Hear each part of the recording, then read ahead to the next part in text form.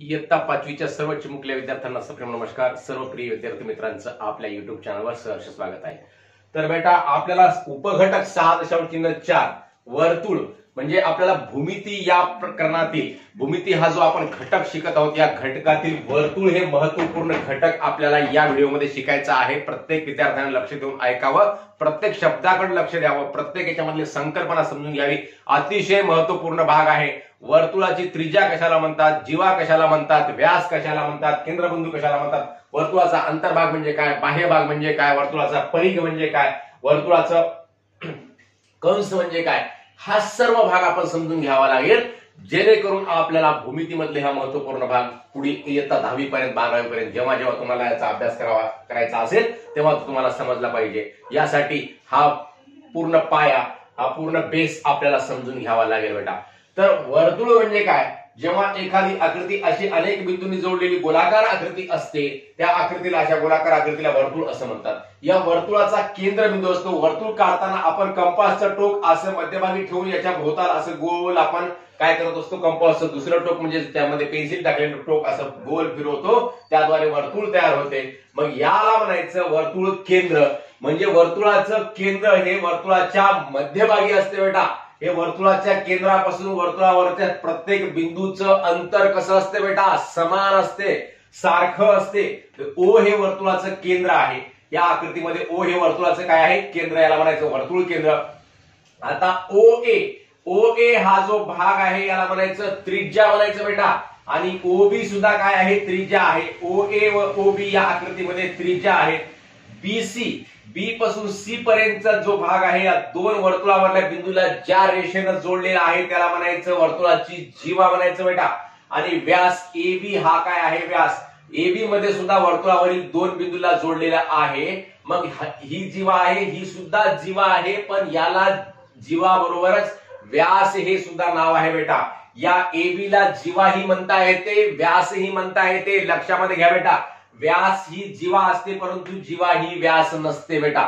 म्हणजे कसं, व्यास ही जीवा असते म्हणजे व्यास कशाला म्हणायचं, वर्तुळाच्या केंद्रबिंदूतून जाणाऱ्या जीवेला. वर्तुळाच्या केंद्रबिंदूतून ही जीवा गेली बेटा, म्हणून याला म्हणायचं व्यास. म्हणून याला म्हणायचं व्यास. आणि ही जीवा वर्तुळाच्या केंद्रबिंदूतून गेली का बेटा, नाही गेली, म्हणून याला व्यास म्हणायचं नाही, याला फक्त जीवा म्हणायचं. वर्तुळाच्या कोणत्याही दोन बिंदूंना, इथं एक जीवा काढली, अशी आपण जीवा काढू शकतो, अशी काढू शकतो, अशी काढू शकतो. कशाही प्रकारे जीवा आपण उभी, आडवी, तिरकस कशाही प्रकारची आपण जीवा काढू शकतो. या सर्व अशा दोन बिंदूला जोडणाऱ्या रेषेला काय म्हणायचं, जीवा म्हणायचं. आणि जी जीवा वर्तुळाच्या केंद्रबिंदूतून जाते त्या जीवेला व्यास असं म्हणायचं. मग पुढचा भाग आहे वर्तुळ कंस. आता वर्तुळ कंस म्हणजे काय बेटा, आता इथं ACH हा काय आहे, वर्तुळ कंस आहे. म्हणजे वर्तुळाचा जो हा परिघ आहे याला वर्तुळाचा परिघ म्हणतात, पूर्ण गोलाकार भागाला. वर्तुळाच्या परिघ मधल्या लहान मोठ्या भागाला वर्तुळ कंस म्हणतात. एखादा भाग समजा दाखवायचा आहे आपल्याला, इथून एवढा भाग दाखवायचा आहे AC पासून ते H पर्यंतचा, मग हा काय झाला, वर्तुळ कंस झाला. आता इकडचा भाग AB पासून ते H पर्यंतचा हा दुसरा वर्तुळ कंस झाला. आणि पुन्हा यालाच आपण BHC हा सुद्धा वर्तुळ कंस म्हणता येते. CAB हा सुद्धा वर्तुळ कंस. म्हणजे एकाच वर्तुळाचे विविध वर्तुळ कंस आपल्याला दाखवता येतात, विविध वर्तुळ कंस आपल्याला सांगता येतात बेटा. विविध वर्तुळ कंस असतात. इथं एखादा मी अजून बिंदू काढला, इथं समजा P बिंदू काढला, मग APH किंवा APB हा सुद्धा अर्धवर्तुळ कंस आहे. अर्धवर्तुळ म्हणजे या वर्तुळामधला या अर्धवर्तुळ दाखवते. आता इथं ACB हा जो वर्तुळ कंस आहे याला म्हणायचं अर्धवर्तुळ कंस. हा भाग आपल्याला सुद्धा समजून घ्यावा लागेल. आता पुढं वर्तुळाच्या अंतर्भागातील बिंदू. आता बिंदू D या ठिकाणी काढला आणि बिंदू E या ठिकाणी काढला, याला म्हणायचं या वर्तुळाच्या अंतर्भागातील. शब्दामध्येच अर्थ आहे बेटा, अंतर्भाग. अंतर म्हणजे आतला भाग, वर्तुळाच्या आतला भाग. अंतर्भाग म्हणजे आतला भाग. म्हणजे बिंदू D आणि बिंदू E हे वर्तुळाच्या आत भागामध्ये आहेत, आतल्या भागामध्ये आहेत, म्हणून म्हणायचं याला अंतर्भागातील बिंदू. आणि बिंदू F हे बिंदू वर्तुळाच्या बाहेर काढला. आणि बिंदू G हे काय आहेत, वर्तुळाच्या बाह्य भागातील बिंदू आहेत. वर्तुळाच्या बाह्य भाग, बाह्य म्हणजे बाहेरचा भाग, बाह्य भाग, बाह्य भाग म्हणजे बाहेरचा भाग, अंतर्भाग म्हणजे आतला भाग. मग हा झाला वर्तुळाच्या बाहेरचा भाग, म्हणजे त्याला बाह्य भागातील बिंदू म्हणायचं. आणि बिंदू ए, बिंदू सी, बिंदू एच, बिंदू बी हे कसे आहेत बेटा? वर्तुळावरील बिंदू आहेत. म्हणजे वर्तुळाची जी कडा आहे, वर्तुळाचा जो परिघ आहे, या परिघावर आहेत. बरोबर, आतही नाही बाहेरही नाही. समजा आपण हे घर आहे, तर ही घराची चौकट आहे, समजा ही बरोबर चौकटीवर आहे, हे घराच्या मध्ये आहेत आणि हे घराच्या बाहेर आहेत. तर अशा प्रकारे आपण याला समजून घ्यावं. वर्तुळ म्हणजे काय समजून घ्यावं, लक्षामध्ये ठेवावं. तर त्रिज्या म्हणजे काय ह्याची पूर्ण इकडे व्याख्या दिली आहे, ह्या व्याख्या सुद्धा समजून घ्याव्या, व्याख्या सुद्धा पाठ कराव्या. त्रिज्या म्हणजे काय? वर्तुळाचा केंद्रबिंदू व वर्तुळावरील कोणताही एक बिंदू यांना जोडणाऱ्या रेषेला त्रिज्या असे म्हणतात. व्याख्या तुम्हाला लवकर समजणार नाही, परंतु ही संकल्पना समजली की व्याख्या आपोआप समजते बेटा. अगोदर संकल्पना समजून घ्या.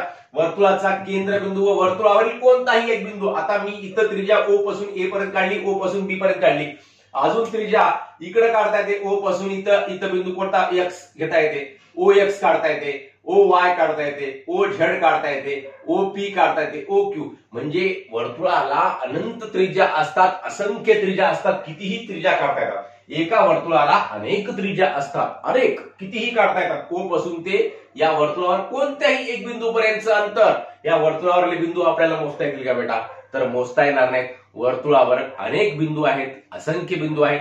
मग या वर्तुळावरल्या असंख्य बिंदू पर्यंत म्हणजे कोणत्याही एका बिंदू पर्यंत आपल्याला या वर्तुळाच्या केंद्रापासून रेषा काढता येते आणि त्या रेषेलाच काय म्हणायचं? त्रिज्या म्हणायचं बेटा. मग ओ पासून ते बी पर्यंत आणि ओ पासून ते ए पर्यंत जे आपण आकृतीमध्ये दाखवलेली आहे, ही काय आहे? त्रिज्या आहे. मग व्याख्या लक्षामध्ये राहिली का आता? तर वर्तुळाच्या केंद्रापासून वर्तुळावरील कोणत्याही एका बिंदू पर्यंतच्या काढलेल्या रेषेला काय म्हणायचं? त्रिज्या असे म्हणतात. वर्तुळाची त्रिज्या म्हणतात. वर्तुळाचा केंद्रबिंदू व वर्तुळावरील कोणताही एक बिंदू यांना जोडणाऱ्या रेषेला असं सुद्धा आपण म्हणू शकतो. आपण वर्तुळाची त्रिज्या म्हणायचं. आता पुढचा भाग जीवा तुम्हाला सांगितलेलाच आहे, समजून सांगितलेला आहे आकृतीद्वारे. आता व्याख्या सांगतो. जीवा म्हणजे काय? वर्तुळावरील कोणत्याही दोन बिंदूंना जोडणाऱ्या रेषेला, थोडक्यात 5 शब्दामध्ये व्याख्या आहे. वर्तुळावरील कोणत्याही दोन बिंदूंना जोडणाऱ्या रेषेला, 6 शब्द आहेत फक्त. वर्तुळावरील कोणत्याही दोन बिंदूंना जोडणाऱ्या रेषेला जीवा म्हणतात. काय फरक आहे? काही अवघड नाही आहे. दोन बिंदू, कोणतेही दोन बिंदू, इथं बी आणि सी बिंदूला जोडलेला आहे. इथं बी पासून इकडे एखादा बिंदू काढून जोडू शकतो, इथं एच पासून इकडे एखादा बिंदू काढून जोडू शकतो, इथं ए पासून इकडे एखादा बिंदू काढून जोडू शकतो, इथं ए पासून. जसं त्रिज्या अनेक असतात, त्रिज्या असंख्य काढू शकतो, तशाच जीवा सुद्धा कितीही काढता येतात. आपल्याला अनंत असंख्य जीवा काढता येतात. या बिंदूपासून इथं काढता येते, या बिंदूपासून इकडे काढता येते, या बिंदूपासून इकडे काढता येते, इकडे काढता येते. उभी, आडवी, तिरकस कशाही प्रकारची जीवा काढता येते बेटा. मग वर्तुळावरल्या कोणत्याही दोन बिंदूला ती जीवा जोडली पाहिजे, फक्त एवढाच एक त्याच्यामध्ये कंडिशन आहे, एवढीच एक अट आहे, बाकी काही अवघड नाही. आता व्यास, व्यास म्हणजे काय? जीवा आणि व्यास मध्ये फरक काय तुम्हाला आत्ताच सांगितलं मी.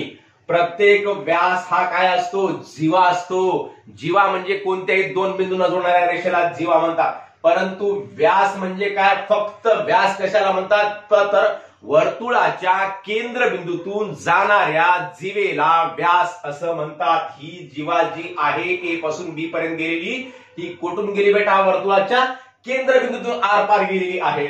म्हणून वर्तुळाच्या केंद्रबिंदूतून गेलेल्या जीवेला काय म्हणायचं? व्यास म्हणायचं. हे लक्षामध्ये ठेवायचं. मग ही असा एक व्यास काढला, उभा व्यास काढता येते, तिरकस काढता येते, असा काढता येते, असा काढता येते, असा काढता येते, असा काढता येते, असा, असं म्हणजे त्रिज्या जशा अनंत काढल्या, जीवा जशा अनंत काढू शकतो, तसाच व्यास सुद्धा अनंत असंख्य व्यास एका वर्तुळावर काढता येतात बेटा. हे लक्षामध्ये ठेवा. मग पुढचा भाग आहे व्यासाची व्याख्या काय? वर्तुळ केंद्रातून जाणाऱ्या जीवेला काय म्हणतात? व्यास म्हणतात. व्यास ही वर्तुळाची सर्वात मोठी जीवा असतात. ही जी जीवा आहे, ही जीवा ही याची लांबी आहे समजा 4 सेंटीमीटर, याची लांबी आहे 5 सेंटीमीटर. याच्यापेक्षा मोठी जीवा राहू शकेल का बेटा? नाही. अशी उभी अजून एक असा एक व्यास काढला, त्याची लांबी सुद्धा किती राहील? तेवढीच राहील, 5 सेंटीमीटर. असा काढला तरी त्याची लांबी 5 सेंटीमीटर राहील. तेवढाच व्यास ही सगळ्यात मोठी जीवा असते. असंख्य व्यास जरी काढता आले आपल्याला, तरी त्या सगळ्यांची लांबी कशी असते? सारखी असते, समान असते. परंतु ही जीवा काढली, याच्यापेक्षा आपण छोटी जीवा काढू शकतो, याच्यापेक्षा छोटी काढू शकतो, याच्यापेक्षा थोडी मोठी जीवा काढू शकतो. आणि सर्वात मोठी जीवा कोणती? व्यास असते. व्यासपेक्षा मोठी जीवा आपल्याला काढता येत नाही वर्तुळामध्ये. वर्तुळाचा व्यास हा त्रिज्येच्या दुप्पट असतो. आता हे व्यास आहे, व्यास ही त्रिज्या सांगितली तुम्हाला, OA त्रिज्या आहे, OB त्रिज्या आहे. समजा याचं माप 5 सेंटीमीटर आहे, याचं माप 5 सेंटीमीटर आहे. मग हे किती झालं बेटा, हे 5 आणि हे 5, एकूण किती झालं 10. म्हणजेच व्यास हा त्रिज्येच्या दुप्पट असतो. कसा असतो बेटा, दुप्पट, म्हणजे 2 पटीनं असतो. याची त्रिज्येचं जेवढं माप आहे त्याच्या 2 पटीनं, त्याला 2 न गुणल्यानंतर आपल्याला व्यासाचं माप प्राप्त होते. आणि दुसऱ्या भाषेमध्ये सांगायचं झालं तर व्यासाचं जेवढं माप आहे त्याच्या निमपट त्रिज्या असते. त्याच्या निमपट म्हणजे किती बेटा, अर्धी.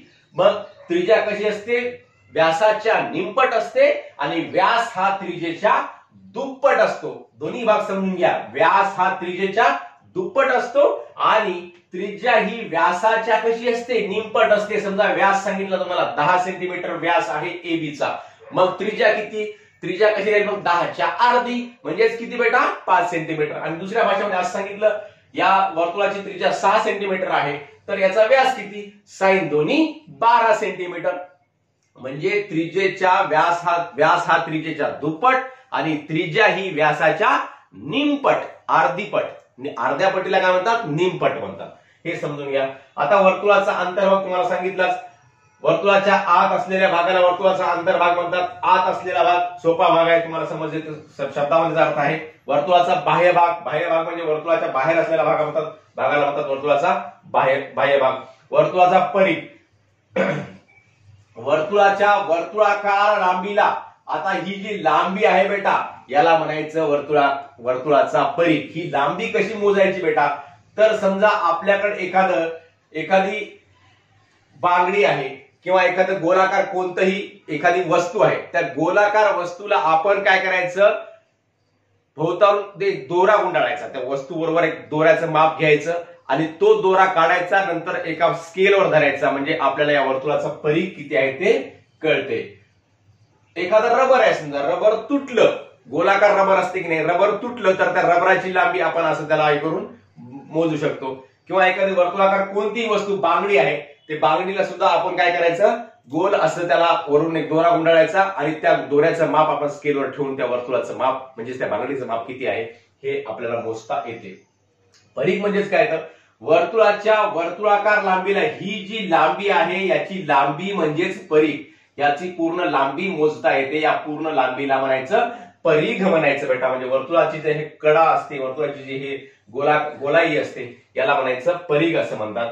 आणि वर्तुळ परिघाच्या लहान मोठ्या भागांना वर्तुळ कंस म्हणतात. तुम्हाला आता सांगितलं लहान मोठा भाग, हा लहान भाग आहे ACH आणि ABH हा मोठा भाग आहे, किंवा ACB हा सुद्धा वर्तुळ कंसच आहे, याला म्हणायचं अर्धवर्तुळ कंस म्हणतात, याला सुद्धा वर्तुळ कंस म्हणतात.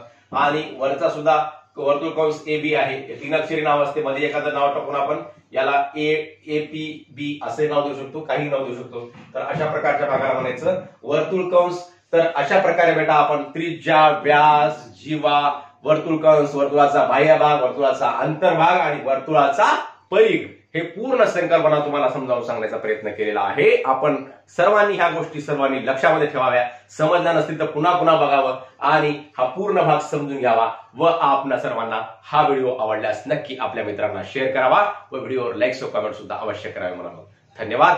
जय गुरु.